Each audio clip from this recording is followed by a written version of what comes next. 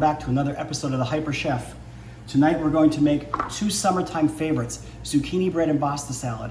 I always make them together. They're both great to have in the fridge all week, pick up and go. The zucchini bread could actually stay on the counter. Sometimes I'll put it in the fridge as well though. I bring these to parties all the time. It's a very basic recipe. There's very little chopping involved. We're gonna start with zucchini bread. I preheated the oven to 350. The first thing I'm gonna do, spray a disposable foil pan with nonstick spray. Here's my trick. I take that and then I take a paper towel and I just move it around, make sure it's all covered well. All right, now, I already diced the onion, that's one small onion. And I'm going to dice two zucchinis that I've already washed with skin on. And we're going to cut them down and we're going to, I always end up not using two. I always say I'm gonna use two and I don't, so watch. So I do like that. And it's just that size chop, whatever you want to call it. So that's one. I'm going to use a half of another one, and that's all I'm going to use. I'll save that for an omelet for tomorrow morning. I'll make one of my frittatas. Go look at that episode. Okay, great way to use an old, zucchini that's been sitting around for a while. Now, what are we going to do? We're going to use Bisquick. I'm sure there's other brands out there, but the only one I know is Bisquick. I grew up on it.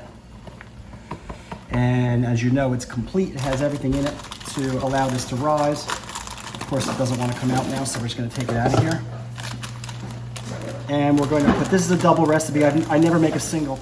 Okay, so we're going to put 2 cups of the Bisquick in here. I'm making a bit of a mess because this plastic is ripped. Okay, there you go. There's your 2 cups there. All right, we'll put that to the side for now. Okay, that goes in the bowl. Then what goes with that? We're going to put in the zucchini. And I know it's going to seem like a lot of oil and eggs, but this is a double recipe and that's why. So with that, we're going to put the onion. I'm not going to use all this because it's too much. I'm going to use about that much. I'll save that for another use.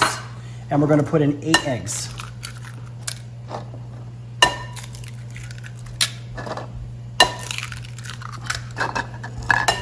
Can't tell you how many times I've lost count.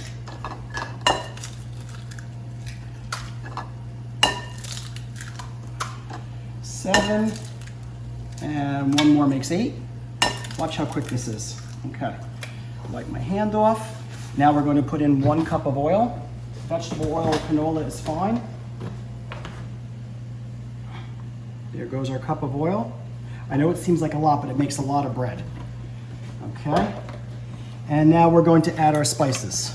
We're going to put in just a little bit of black pepper.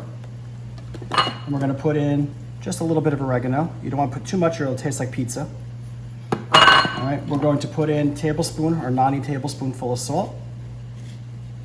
And then we're going to put in dried parsley. I'm a big fan of dried parsley, as you know. And it's going to impart some flavor. Now we're going to put some cheese. We're going to put a handful of grated cheese. Of course, I always use Locatelli. And last but not least, we're going to put in a nice handful of shredded sharp cheddar. Usually the proportions are half a cup of grated cheese to a cup of cheddar. So I pretty much eyeball it. That looks good to me. Now I'm going to grab my wooden spoon and I'm going to give it a stir, and this is ready for the oven. It is very eggy looking, as in it's loose. It's not a heavy dough looking. You'll see it's a very loose mixture. And that's all this takes to get this in the oven. Now I preheated the oven to 350 and this will cook for about 40 minutes or so. I'll set the timer and check on it. You're gonna see it actually sizzles on top. It gets golden brown. You don't wanna undercook it, but you don't wanna overcook it. And why I say you don't wanna undercook it is because otherwise the center of it will be raw and you don't want that. So you can put the fork or, a toothpick or a metal skewer inside to check doneness in the center. And when we take this out of the oven, you're gonna see how beautiful it is. All right? Now I'm just gonna take that and I'm gonna pour it into my pan. And that's how easy that was. And that's how quick it was. See all the dots of all the herbs in there, all the black pepper and the parsley and the oregano? And I'm telling you, and this, with the Bisquick, this rises so beautifully. And we're gonna get that off of there too. Get it all in there. Don't wanna waste any of it. We don't wanna waste anything in these days. All right, and that's it. And we'll come back when it comes out of the oven.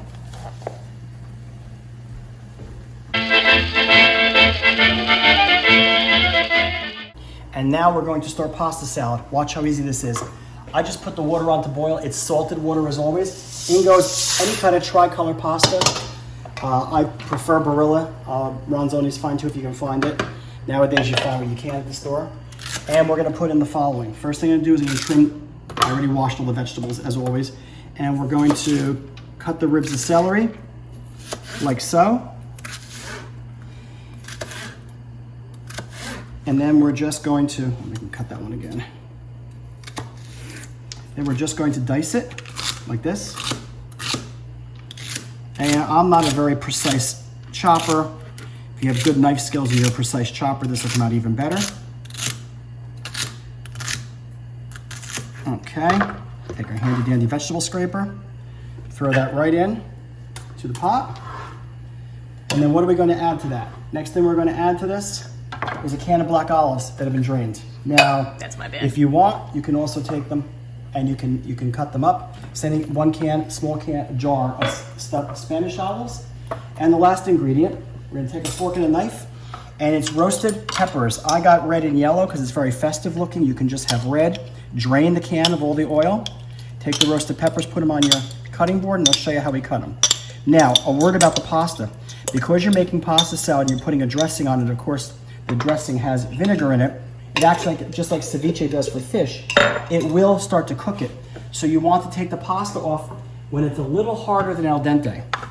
You don't want to wait, and I'm just going to take I'll use the big knife, and use the fork, and what I'm going to do is I'm going to hold the peppers in place, and I'm just cutting them up. And then I'm going to go back another direction. You can't use pimentos because that's a different flavor, so you have to get the roasted peppers and you have to cut them up yourself. So this is the most work that there is to pasta salad, and again, this will take less time than it takes the pasta to cook. We'll be taking a break before the pasta is done cooking, and that's how fast it is. When we take the pasta off, when we drain it, we're going to put it under cold water so it stops cooking.